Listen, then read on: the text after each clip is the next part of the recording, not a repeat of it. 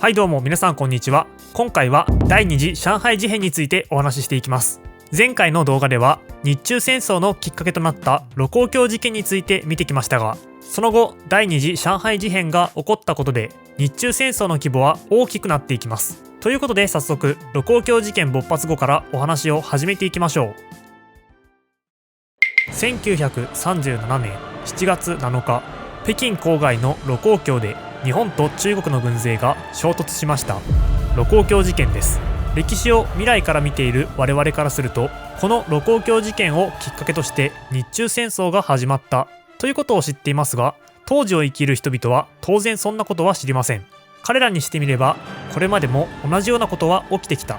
ちょっと懲らしめたら中国も降参するだろうという認識であり、小規模の戦闘で終わるだろうと思いながら北京と天津を制圧しました。しかし彼らの思惑とは違い、以後戦いは拡大していくことになります。小規模な戦闘で終わらせるつもりだったのに、なぜ戦線は拡大したのでしょう。それには海軍の動向が関わってきます。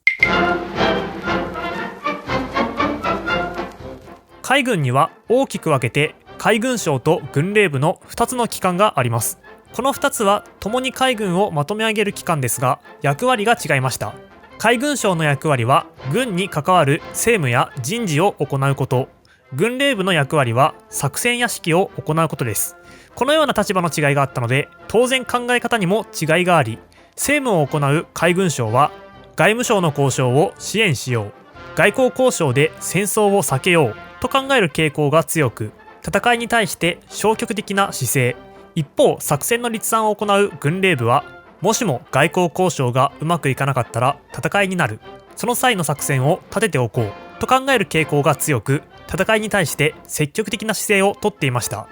この頃の海軍省のトップである海軍大臣は米内光政、軍令部のトップである軍令部総長は伏見宮広康王です。米内光政は中国との交渉がうまくいかず戦いが始まったのを見て、外交交渉がうまくいくとは限らないと伏見宮に伝えています。当然そうなると伏見宮は、もしもの時のために作戦を立てておこうと考えて作戦を立て始めました。そんな時に起きたのが大山事件です。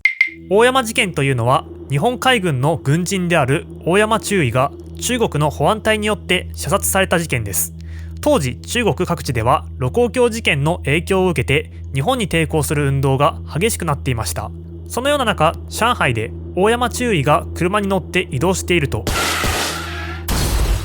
運転手とともに銃撃され死亡。2人は射殺された後に刀でめった切りにされ、持っていたものを略奪されていました。こうなると海軍は激怒して強硬姿勢を取り始めます。しかも当時上海にいた日本人居留民は約2万6000人だったのに対して、それを保護する海軍陸戦隊の兵力は約3000人に過ぎず、これだけの兵で安全を確保するのは難しい状況です。ということで海軍は上海にいる日本人居留民を保護するという名目で、巡洋艦や駆逐艦、兵隊を上海に派遣、さらに陸軍に対しても派遣を要請しました。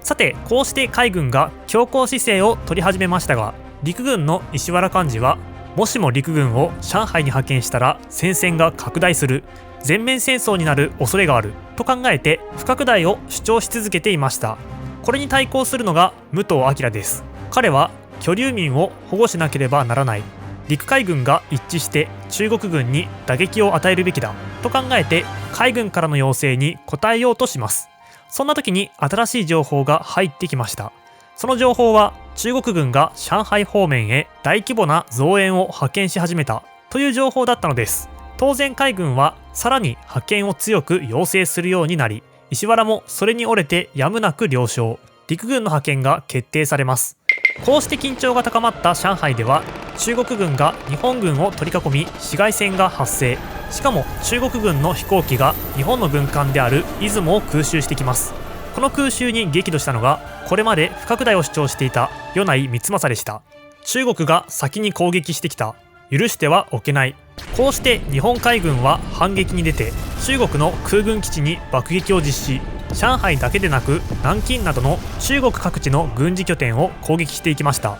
さて、状況を整理してみましょう。中国北部で起きた盧溝橋事件により日中戦争が勃発。ここまでは陸軍だけが戦っている状況でしたが、上海で起きた戦いにより海軍もこれに参戦しました。こうなると主な戦場は中国の北部と中部になってきます。まずは北部の戦いから見ていきましょう。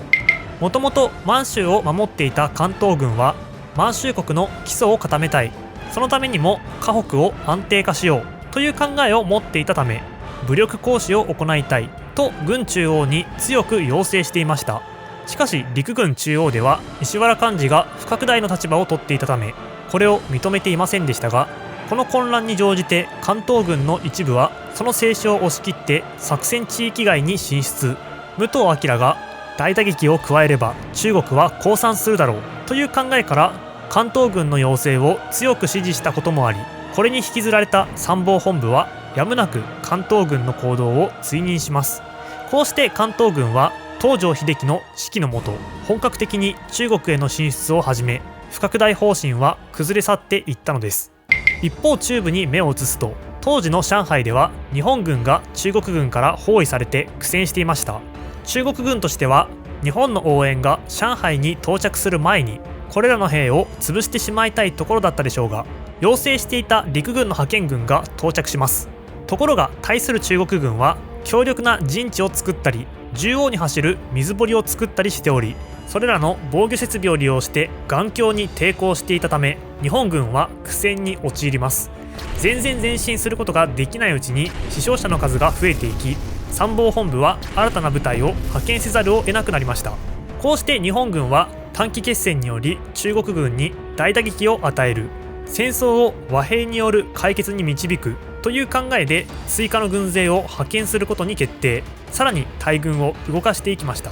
しかし日本軍が中国軍に打撃を与え、戦争を和平による解決に導こうとしても、中国軍が取っていた作戦は後退戦術、つまり日本軍から距離を取り持久戦に持ち込もうとする作戦です。そうなると日本軍は中国軍に決定的な打撃を与えることはできず、何度も中国軍に逃げられてしまいます。このようにして下がった中国軍に打撃を与えるためにさらに進軍すると、それに対応して中国軍が後退するといったことが繰り返されて戦線が拡大。ここでついに石原幹事が自らの不拡大方針が破綻したことに責任を取って辞職します。その後彼は関東軍へ転出し、東条英機の下で働くようになるのです。こうして陸軍中央では必然的に武藤明の力が強まりましたが、そんな武藤明は苦戦している上海の戦況を打開するため新しく作戦を考えます。その作戦は広州湾へ上陸して上海で抵抗を続けている中国軍の背後を突く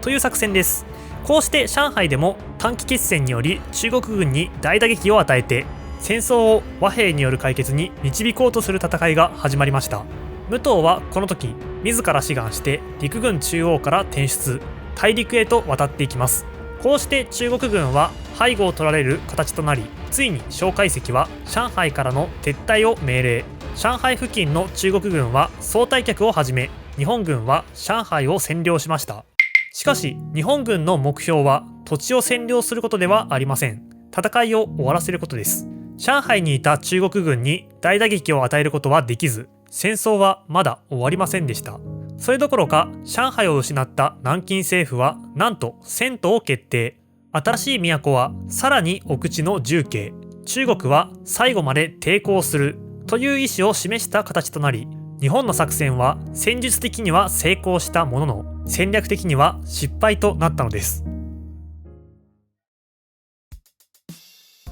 さていかがだったでしょうか。こうして日中戦争は拡大していきますが、日本と中国は宣戦布告をしないようにしていました。これは主にアメリカの中立法発動を回避するためです。日本と中国は戦略物資の多くをアメリカからの輸入に頼っており、もしも宣戦布告をすればアメリカで中立法が発動され、それらの輸出が禁じられることになってしまいます。このような状況を避けるために両国ともに宣戦布告はしなかったのです。だから盧溝橋事件が起こった当初、政府は河北での日中の戦闘を日中戦争とは呼ばずに北市事変と呼び、これが上海にも広がると支那事変と呼びました。第二次世界大戦後は日華事変と呼ばれるようになりましたが、実際にはこれは宣戦布告のない戦争だったので、今日では日中戦争と呼ばれています。そんな日中戦争で現代にも強い影響を残している事件が起きます。ということで次の動画では